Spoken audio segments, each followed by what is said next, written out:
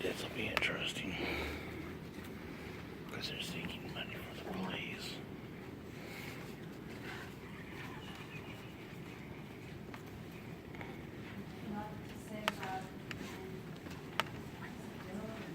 Amy, I'm sorry, is the green light on? No, it's not. Okay, thank you. It's an ordinance. It's an ordinance. I have a lot to say about the ordinance. My name is Mimi Gurman.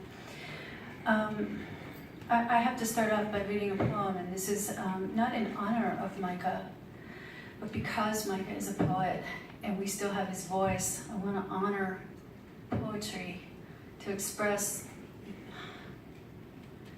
my heart. This is called Rowing the River. It's about hate. I want to bend the metal rod, but the rod is too thick to bend, to press the rod together, end to end, back and forth,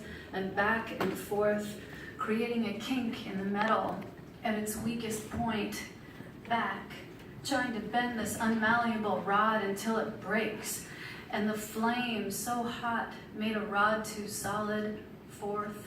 I try to bend the bars of hate to crack the point of breakage, and shards of metal pierce my skin, bleeding me back to rafting this longest river, a metal rod as oar, the depth and current, the magnitude, no boat launch and no mooring, white waters, impossible to navigate, so easy to drown.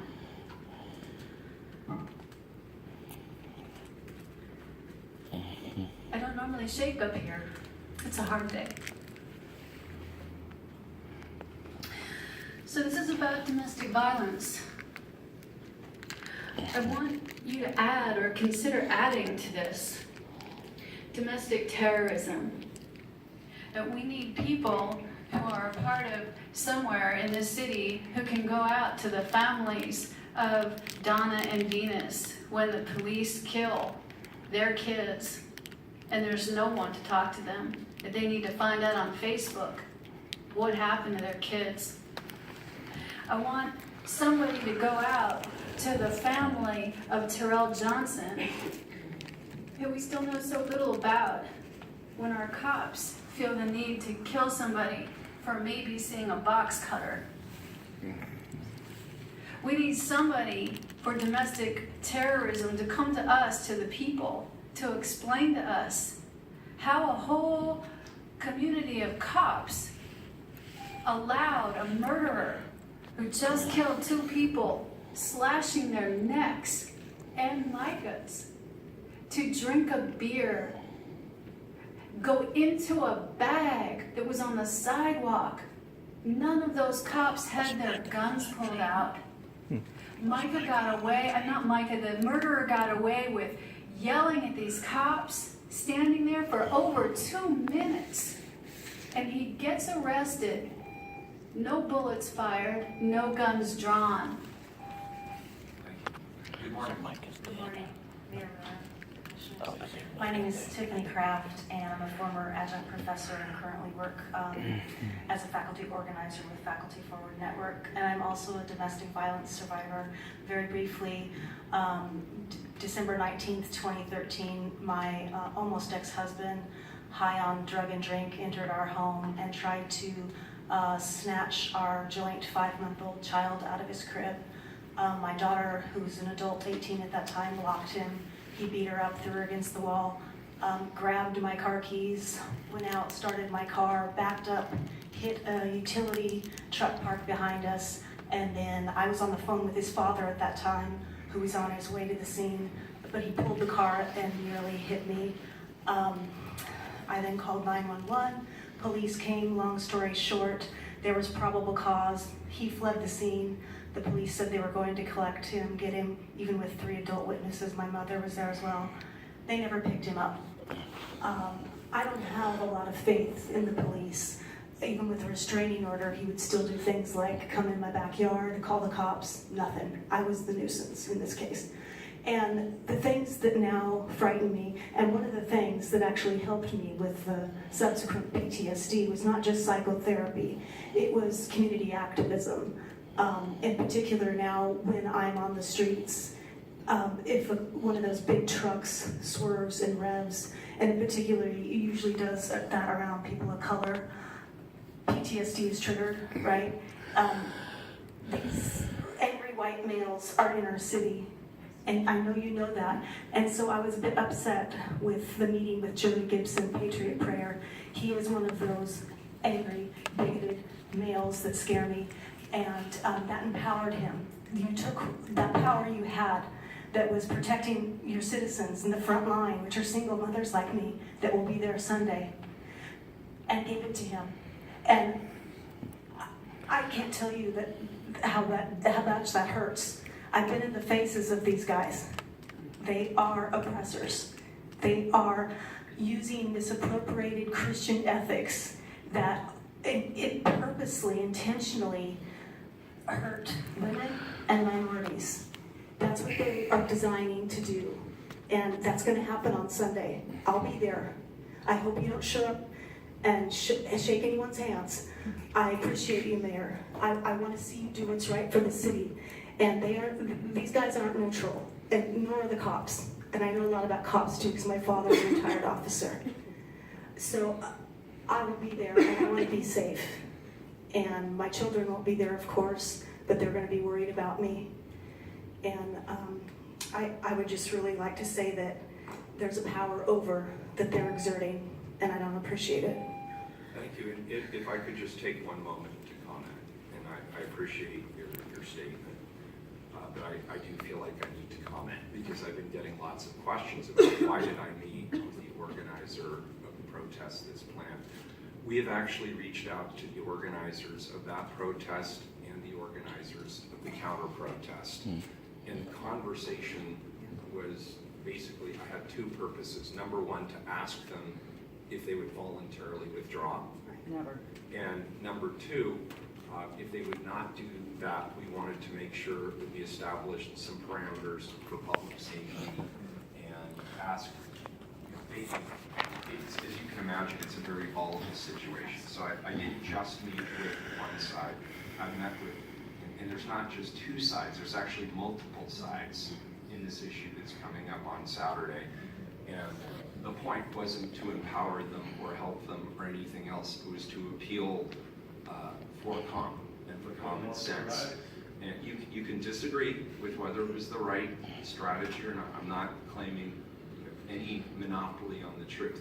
But as you know, my first request was to pull the permit. And I stood alone in that request, except for Commissioner Udaley. I believe she was the only other elected official. I was in the with you state on board. that. I was Thank happy. you, and I appreciate it, but we lost that one. So now the question is, how do we de-escalate the conversation? Don't negotiate with terrorists like Joe I'm Gibson. not negotiating. I'm not negotiating. What I'm doing is I'm trying to get everybody just, Okay. we're still mourning here as a community, and the anger is rising.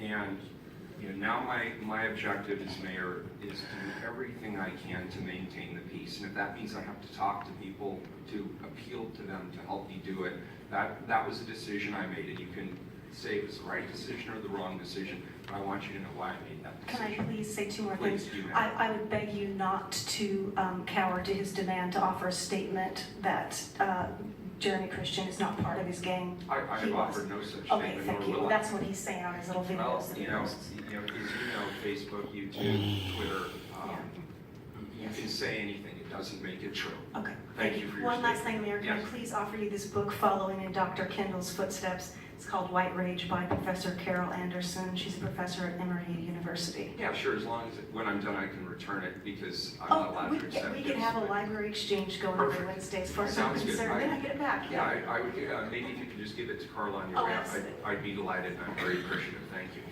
Good morning.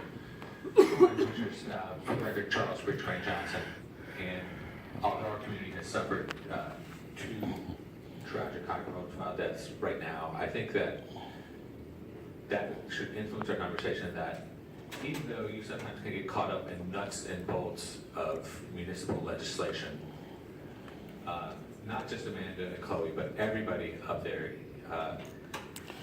when the domestic violence item is on the agenda, your briefing should tell us how many dead people we're talking about, how many permanently injured, because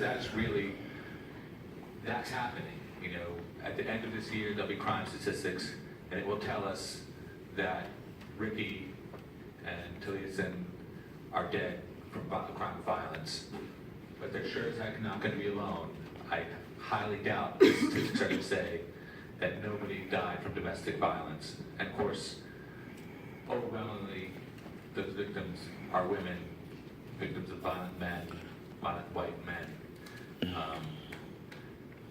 And so when we have even a nuts and boltsy thing like this about domestic violence, it's important for us to remember not just to do the work to prevent future victims, but to have an informed conversation about how badly did we fail during the previous fiscal year, or the previous calendar year, what women lost their lives, and any other victims of domestic violence lost their lives because we have imperfect structures, restraining orders, domestic violence protection orders. We need to constantly be thinking about tweaking those. You know, Vision Zero is a funny phrase that got attached to traffic deaths, but it applies to all deaths by violence. You know,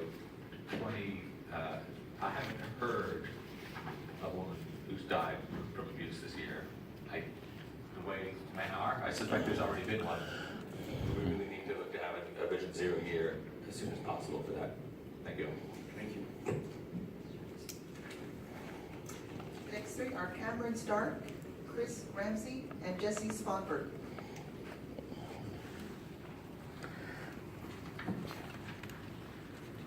Good morning. So who died on the train? Who died on the train? Michelle Dar, He works for this, the two that were killed by that. One was a guy, like 53, he works for development services here in the city offices. Ricky Best, I think his name was. The other one was, My name is Cameron college Stark. graduate. I believe Had that Black Lives funky, Matter. hippie new age name. Taliesin Bearden. I kind of want to mirror what Mimi said when she said that we need to put something in this ordinance to expand probably the definition of domestic violence, because there are a lot of instances of police violence. I mean, domestic means here at home, and we are facing a whole lot of violence from the police. I'm sure that Quanies Hayes and Terrell Johnson are not considered under the current scope of domestic violence, but if you look at it in a broader spectrum, yes, they are. They were hurt by those who were scheduled to protect them. And you just also, you can't look at domestic violence without looking at what's going on with the Portland police. I mean, Chief Mike Marshman is, you know, your police chief, and we all know what happened with his stepson. I'm not trying to get too off topic about that, but when you have a police force that's ran by, you know, domestic violence perpetrators, then it's really hard to trust the police when it comes to that. And I know you understand that. I've also known many women who are victims of domestic violence here in Portland, and when they call the police, they in sometimes get arrested themselves when they didn't start the altercation, and they definitely weren't the ones that were most left damaged. I've seen that as a pattern and an issue. I think that needs to be addressed. I mean, there's a brand new women's prison being built, and it's just gonna fill more bodies in there. It's a system that's broken. You know, I don't have a whole lot more to say on that, but you need to expand the scope of what you look at as domestic violence, I think. Thank you. Good morning. Good morning, my name is Chris Ramsey. I just want to acknowledge that $14 to $16 an hour for a domestic violence advocate shows how little we care about violence even inside of the police budget. If you require a bachelor's degree, any sum amount would say you'd never be able to fulfill your loans. So just showing that that's actually important. When I think of domestic violence, it makes me think of a situation between two people, traditionally, you know, people in a relationship. But individual people in that community can be victims of domestic violence at the hands of the community that they live in. and marginalizing people through ignorant policy or outright neglect puts them at increased risk for domestic violence in their community and in their home.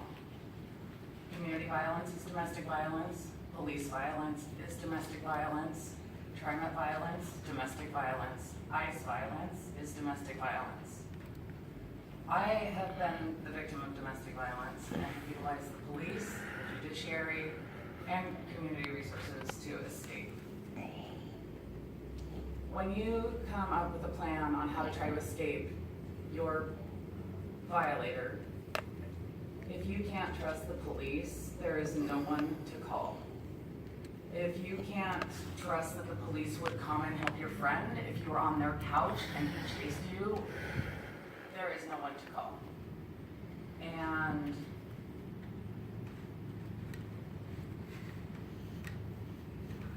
how, I don't know, on a side note, when I left the courthouse yesterday, I was followed in a huge truck and yelled at. Those types of incidences in our community where we're attacking people who are standing up to white nationalism in our community makes those people that facilitate that type of mentality fired up at home, and everyone around is at an increased risk for direct violence. Thank you. Thank you. I want to mirror what these citizens both said, and that is we can't look at domestic violence without looking at the institutionalized nature of it and how it runs right through all of our institutions. And This I'm one in sorry, could you particular. state your name for the record? Oh, my name is Michelle Dar. Thank you, Michelle. So I want to address the institutionalized nature of domestic violence and bring attention to the fact that it runs so right through all of our public institutions that it shows up everywhere, of course, in our families. And our institutions are responsible. We need to hold our institutions responsible. We need to hold you responsible for the unreal violence that has been unleashed by the Portland Police upon communities of color in particular, and how that violence has spread to more violence. And so this makes you responsible. That blood is on your hands, because this system that's been perpetrated here and all over makes everybody accountable, makes everybody responsible for what happened. Without addressing that, there's nothing to address. Thank you. The next three are Margaret Zabrowski, Mary Spagnola, and Allison Sosa.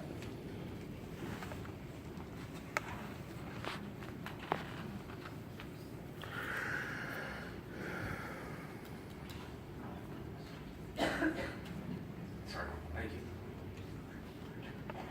Thank you very much. Thank you. Mayor Woodland. I'm Peggy Zabrowski, Margaret Zabrowski. In my career in public health in Oklahoma County, I saw many victims of domestic abuse and very supportive of efforts to increase their services. But I'm going to unabashedly admit that I'm using this because it's the most closely related to police issues, because we're experiencing an emergency in our state. Thank you for acknowledging that and standing up to the police union in your call for a police chief. The danger to people standing up for racial justice right now is increasing potentially. Oh, I think I'm in. No. Okay. So we have a problem with the Portland police. They shoot people running away from them in the back. You've experienced 2 deaths in the short time that you've been in your roles. 2 deaths of young black males. And the police themselves have been linked to white supremacist causes. The white supremacists have a long history in Oregon, as we all know. It's on you folks, please, to do what you can against this very powerful union, to initiate an investigation into what's going on inside the Portland Police and root it out. You also need to throw your weight in, if you haven't, with the FBI, telling them they must investigate the white supremacist networks in our city, in our state. We are calling, as of today, we will be calling on the wonderful investigative news sources in our country, some of which live here in Portland. The Observer's work has been sterling. We've all learned a lot from that. I'm right, Portland Observer with the justice here is, I don't have it right then. Yeah, sorry. But we'll be calling on Criminal and Slate and Atlantic and people who have done the work to do that research themselves, so we can hold the feet of the people of Oregon to the fire. Okay? And I'm looking to you guys to take responsibility. Things are going to get worse. People are in pain. You got yelled at today for a reason. People are at risk. Thank you. There are a lot of threats, and there's a lot of people feeling permitted to do open violence. We know how the right works. It's always the lone crazy who does the crime. They intentionally make that happen. That is a psychological thing, trick, manipulation, that they're very good at, and can't let it happen anymore. I think about it all the time. Good morning. Nepotism.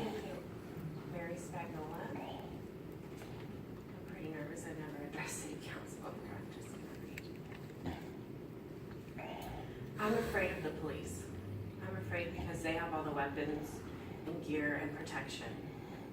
And I'm afraid because when someone is killed by a police officer in this city, the city basically says, good job. If the police are supposed to protect us and they see us as enemies, who protects us from the police? If an officer just doing his job means someone has to die, we have big problems. If an officer is so afraid for their own life, even with all their protection, they feel they must kill someone, maybe they aren't doing a good job. The narrative needs to change. I expect more from the city of Portland, from the mayor, and from the DP. Why is our response not, how could this have been avoided? All the investigations and reviews that result in he was just doing his job response are heartless and disgusting. It's clearly about you all covering your butts instead of honoring a life lost, instead of accountability for causing pain. My concerns are now acutely focused on the racist violence in our community. The recent loss of lives should serve as clear evidence that this is an urgent matter. What are we doing right now to stop racist violence? There are community members and organizations who have been doing this work. Why are you not working with them? Why are you not seeking counsel with people of color leaders like Teresa Rayford?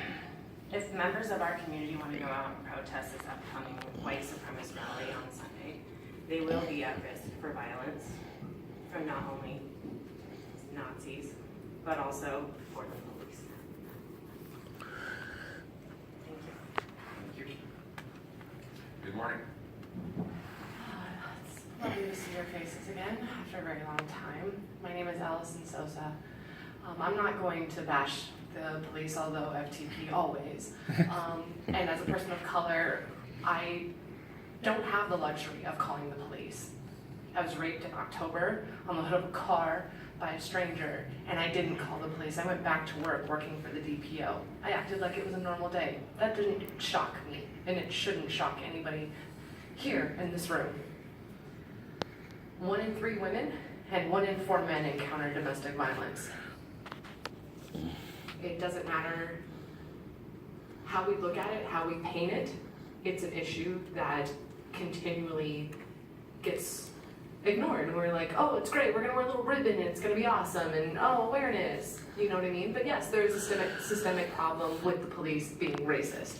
And for me, coming into this situation and knowing and seeing all of you do your job. My job is to educate my children, to weaponize myself with my education, and that's what I've done. I'm not somebody who wants notoriety. I'm not somebody that feels like I necessarily need help because I have my community.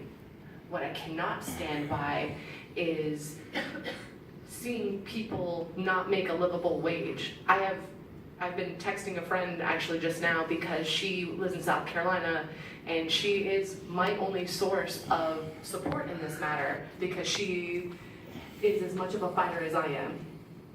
When we're talking about 40% of police families encounter domestic violence and 20% of combat veterans, of which I am a veteran, you know, I am a domestic, violence survivor. I don't ever feel safe. I don't feel safe in this room. I'm one of less than 8 people of color. So when you talk about don't interrupt, you're silencing me. And I don't appreciate it. I worked hard to get to where I am. I was a street kid. I came back after traveling the world, and yet Portland has not changed. It's the 4th night of Ramadan. I spent 5 years overseas, and I spent this weekend breaking iftar over at the Met because that's the only place I felt at peace. It's the only place I felt safe. And I purposely didn't come the night of the vigil to iftar because you were going to be there, Ted. I don't feel like your opinion is credible to me. I don't think it applies to me. And it's not fair that I get to sit in a room while my friends are outside because they speak up. So I'll bite my tongue and sit in this chair and thank you for your time.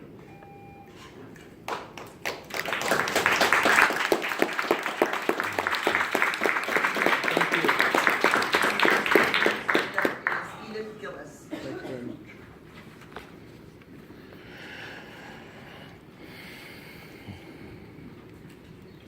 I'm Edith Gillis, and I'm holding up my right hand as a stop sign, but also as a visual reminder that the only way you can stop violence, domestic violence, police violence, fascist violence, is to address the entire hand of violence.